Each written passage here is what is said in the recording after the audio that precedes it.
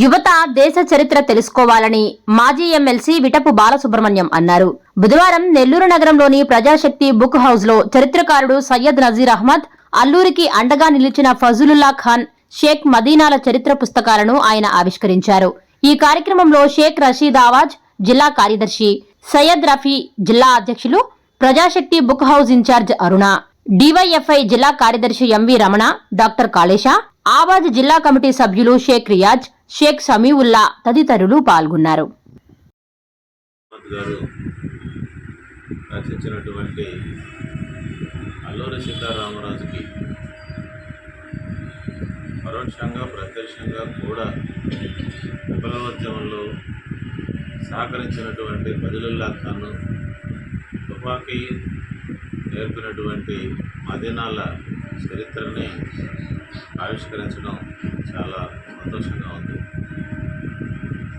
చరిత్రని విజేతలే రాసి ఎవరు అధికార పీఠంలో ఉన్నారో వాళ్ళు చరిత్రని వాళ్ళ పద్ధతిలో వాళ్ళను ప్రముఖంగా చెప్పుకుంటూ రాస్తారు. కానీ చరిత్రలో ఎవరికీ తెలియకుండా అట్టడుగున ఉండిపోయినటువంటి మహామహులు, మహాత్యాగధనులు, అజ్ఞాతమైనటువంటి వ్యక్తులు ఎంతోమంది ఉంటారు.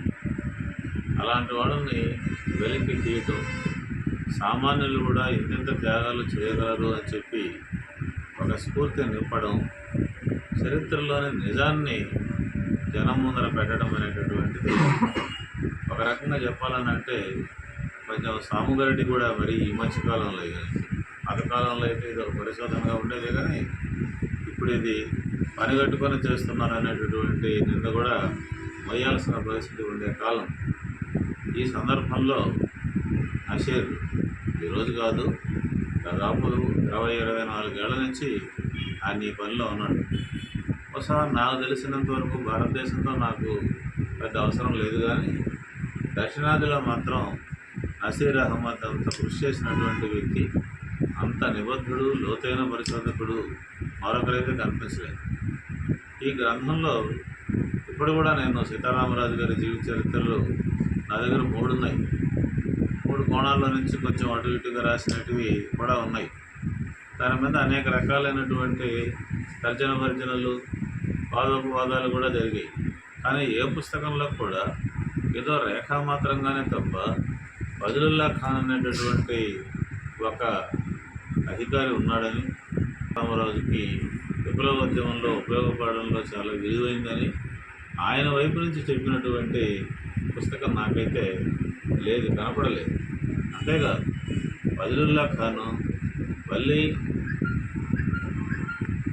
దేవసేన సమేత సుబ్రహ్మణ్యేశ్వర స్వామి దేవాలయాన్ని కూడా నిర్మించాడని, దాని కొరకుగా 15 ఎకరాల భూమిని ఇచ్చాడని చెప్పి, లేదా ఇప్పించాడని చెప్పి, ఆయన నమ్మాడని చెప్పి కూడా ఇందులో ఉంది.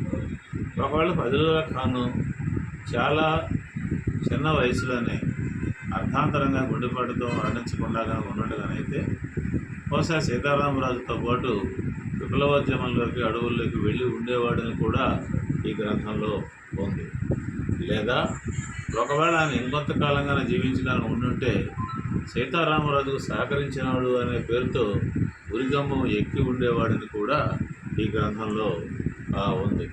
ఆ రోజున్న పరిస్థితుల్లో ఒక డిప్యూటీ కలెక్టర్ స్థాయిలో ఉన్నటువంటి ఉద్యోగిగా సీతారామరాజుని చాలా లోతుగా అర్థం చేసుకొని, ఒకవైపు ఆయన స్వతంత్రోద్యమంలో పాల్గొనడం ఏ రూపంలో ఉంటే బాగుంటుందో చెప్పడానికి ప్రయత్నం చేసి కొంత చర్చ జరిపి ఆఖరికి సీతారామరాజు మనోగతాన్ని అర్థం చేసుకొని బ్రిటిష్ వాళ్ళ పాలిన వాడు పడకుండా కంటికి రెప్పలాగా జాగ్రత్తగా మెళకువగా కాపాడుకుంటూ ఆయన పెద్ద ఎత్తున మన్యం తిరుగుబాటు చేయడానికి కావలసినటువంటి ఏర్పాట్లన్నీ రహస్యంగా చేసినాడు అనేటట్టుగా ఈ గ్రంథం ఉంది.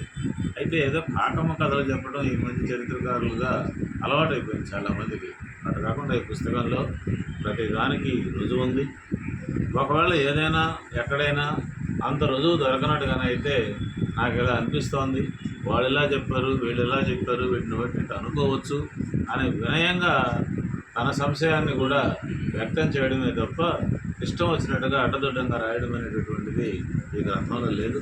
ఒక చేయిదిరిగినటువంటి చరిత్రకారుడు, ఒక పరిణత చెందినటువంటి చరిత్రకారుడు, సమాజం పట్ల ఒక బాధ్యత కలిగినటువంటి, నిజాయితీ కలిగి నిజాన్ని చెప్పాలనుకున్నటువంటి చరిత్రకారుడు ఏ విధంగా రాస్తాడో అనే దానికి కూడా ఇది ఒక గొప్ప ఉదాహరణగా ఉండేటటువంటి చిన్న పుస్తకం.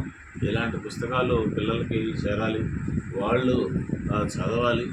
చదవడం ద్వారా అసలు భారతదేశం అంటే ఎవరు, ఎలా ఉంది ఈ భారతదేశం, ఇంతమంది కలిసి ఈ భారతదేశాన్ని నిర్మించుకున్నారు, వీళ్ళందరూ కలిసి త్యాగాలు చేశారు, వీళ్ళందరూ కలిసి కష్టాలు పడ్డారు, వీళ్ళందరూ ఒకరికొకరు తోడుగా స్నేహంగా ఉన్నారు, దుర్మార్గం వస్తే వీళ్ళందరూ కలిసి ఎదుర్కొన్నారు. అటువంటి గొప్ప భారతదేశం నాది, ఇందులో ఉన్న వాళ్ళందరూ అన్నదమ్ములు అనే ఒక స్ఫూర్తిని, ఒక అభిప్రాయాన్ని, ఒక దృక్పథాన్ని కలిగించడానికి ఈ గ్రంథాలు చాలా పెద్ద ఎత్తున ఉపయోగపడతాయి. నేను వీలున్నంత మంది పెద్దలు పిల్లలు కూడా చదవాలి అని చెప్పి, మరీ ముఖ్యంగా హిందూ ముస్లింల విషయంలో అనేక రకాలైనటువంటి దుర్మార్గమైన విభేదాలు సృష్టింపబడుతున్నటువంటి కాలంలో చరిత్ర ప్రసిద్ధికెక్కినటువంటి మహావిప్లవకారుడు అల్లూరి సీతారామరాజు బాసటగా ఒక సాధారణ ముస్లిం అధికారి, ఒక సాధారణ పోలీసు కానిస్టేబుల్ ఏ రకంగా ముస్లింలు అయి ఉండి ఉపయోగపడ్డారో తెలిసినట్టుగానైతే ప్రపంచం అంటే ఏందో, దేశం అంటే ఏందో, భవిష్యత్తు అంటే ఏందో అర్థమవుతుంది. కాబట్టి ఒక బాధ్యత కూడా రాసినటువంటి ఈ పుస్తకాన్ని వీలైనంత ఎక్కువ మంది చదవాలని, మరీ ముఖ్యంగా మన యువకుల్లో పిల్లల్లోకి తీసుకెళ్లాలని చెప్పి నేను కోరుకుంటున్నా. నసీర్ అహ్మద్కి ఈ సందర్భంగా ధన్యవాదాలు, శుభాకాంక్షలు. ఏం చెప్పాలో నాకు అర్థం కావడం లేదు. ఒక రకంగా చెప్పండి, పనులు ఇంకొంచెం చేయాలి అని చెప్పి, అదే సందర్భంలో ధన్యవాదాలు కూడా.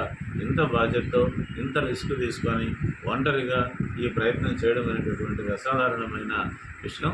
తెలుగు వాళ్ళకి ఇంత గొప్ప సంపదను అందిస్తున్నటువంటి నసీర్ అహ్మద్ గారికి నేను ధన్యవాదాలు తెలియజేస్తూ ఈ పుస్తకం ఆవిష్కరించడం ఒక మంచి అవకాశంగా నేనైతే అభిప్రాయపడుతున్నాను. Please subscribe SS News AP.